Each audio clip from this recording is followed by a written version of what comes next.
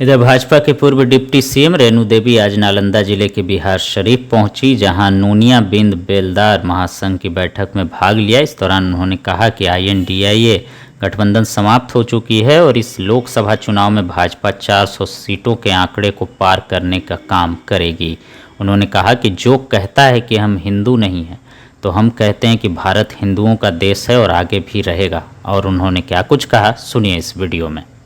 सरकार में आने के बाद 3 शपथ लिए हैं ना, बालू माफिया, जमीन माफिया और शराब माफिया, भ्रष्टाचारियों को हम लोग नहीं छोड़ेंगे। तो जो अगर उस तरह से काम कर रहा होगा, ईडी को दिखाई पड़ा होगा तो ईडी काम किया है, हमारे कहने से तो काम नहीं किया है। राजद वाले कह रहे हैं हमारे कहने से तो काम नहीं किया है। कहाँ से आ गया 200? आप देखे होंगे 2.3 करोड़ रुपया कहाँ से आया। राजद वाले कह रहे हैं कि 2024 में जनता छापेमारी करेगी और सत्ता से बेदखल कर देगी। तो आएगा, समय आएगा तो देखा जाएगा ना। उस समय तो 25 में हम ही सरकार बनाएंगे, 24 में हमारी ही सरकार बनने वाली है। इसलिए इसके लिए चिंता नहीं करना है। जिसको चिंता करना है वो चिंता करेगा, मुंह से कहने से नहीं होता है। ठीक है। हमारे बिहार राज्य नूनिया बिंद बेलदार का जो महासभा है, जिला स्तर पर जो हमारे सम्मेलन कर रहे हैं भाई धर्मेंद्र जी, उनके सारे सहयोगी, सबसे बड़ी बात है कि अपने समाज को जगाना।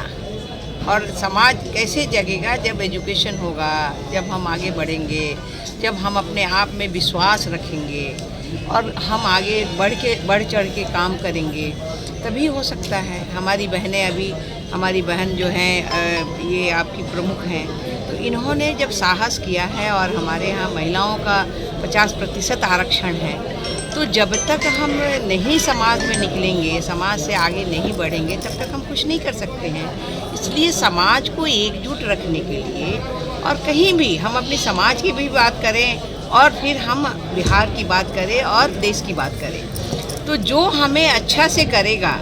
अब जैसे मान लीजिए कि हम पिछड़ा थे, हमें लोगों ने बरगलाया, इतने दिन तक लोगों ने ये जो है चला कि भैया कांग्रेस ने बहुत कुछ किया, गड़बड़ किया। उन्होंने संवैधानिक दर्जा ही नहीं दिया, जब मन करता तो उसको ख़त्म कर देते। लेकिन आज एक संवैधानिक दर्जा किसी सरकार ने आई, जब संवैधानिक दर्जा दिया, तो आज किसी माई का लाल का हिम्मत नहीं है कि हम अति पिछड़ों का आरक्षण को हम खत्म कर सकते हैं। ये कभी भी नहीं हो सकता है। अगर कोई कहता है कि वो आरक्षण खत्म कर रहा है तो ये नहीं होगा, क्योंकि उस समय संवैधानिक दर्जा नहीं था और आज संवैधानिक दर्जा है।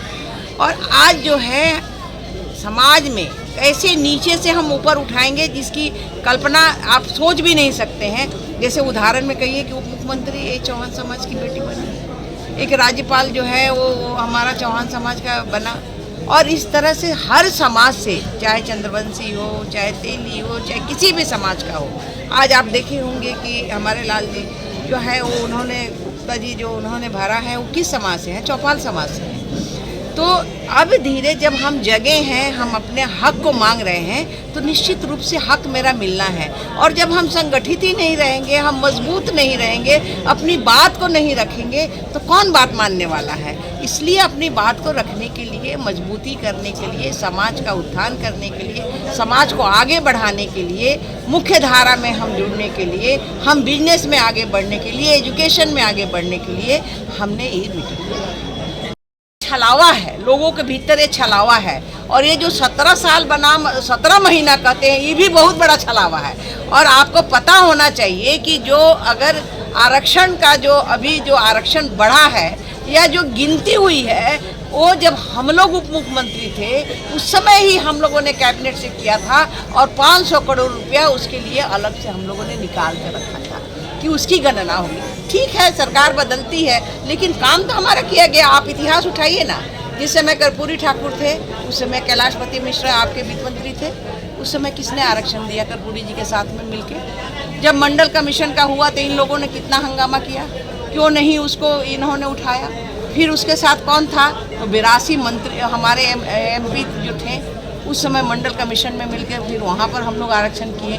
और जब 2005 में 15 साल में जब तरस है, मैं 2000 से MLA हूँ, मैं 5 बार से MLA हूँ, मैं मंत्री रही, उप मुख्यमंत्री रही, बहुत सारे पदों पर रही, मैं 5 बार से लगातार MLA हूँ।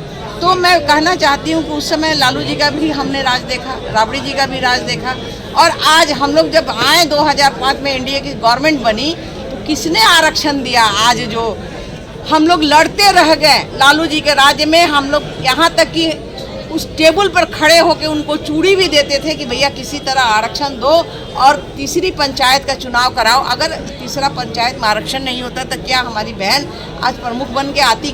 क्या कोई भी ओबीसी ईबीसी का बेटा बेटी कोई उसमें बढ़ के आता क्या उसके लिए? चाहे वो मुखिया हो, चाहे सरपंच हो, चाहे वार्ड सदस्य हो, चाहे प्रमुख हो, चाहे नगर निगम अध्यक्ष हो, तो ये सारा आरक्षण अगर कोई देता है तो जब बीजेपी साथ में रहती है तब भी आरक्षण।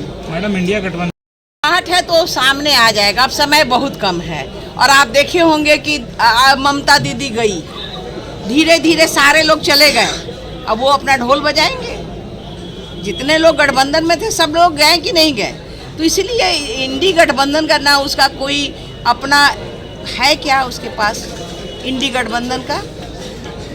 जो हिंदू अपने को कहने से नहीं कहता है कि हम हिंदू नहीं हैं, तो भैया हिंदुस्तान तो हिंदुओं का है, तो उसमें क्या बड़ी बात है? तो इसलिए इंडी गठबंधन का कुछ नहीं है। हम अगर 400 कहे हैं तो 400 हम पार करेंगे, ये आप देख लीजिए। आंखें जो आपका चैनल है उसके लिए और उसके दर्शकों के लिए 2 लाइन की हम शुभकामनाएं अपने ढंग से देते हैं। आप सब में मिठास घुल जाए बांसुरी और बीन की तरह, और लोग आपको भी प्यार करने लगे वैक्सीन की तरह।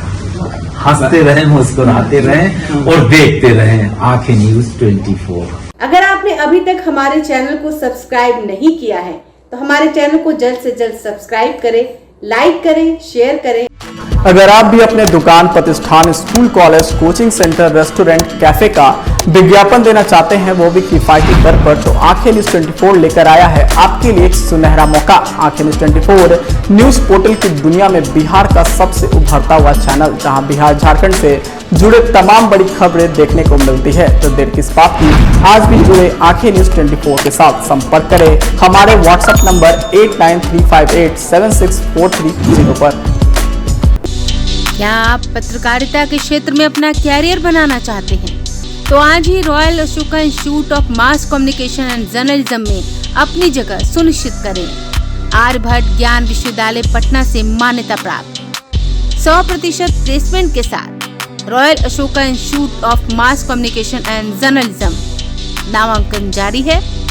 हमारा पता है DS/16 गायत्री मंदिर के समीप, कंकड़ बाग, पटना 8,20,000। आप हमें संपर्क भी कर सकते हैं। हमारा मोबाइल नंबर है 9955456126।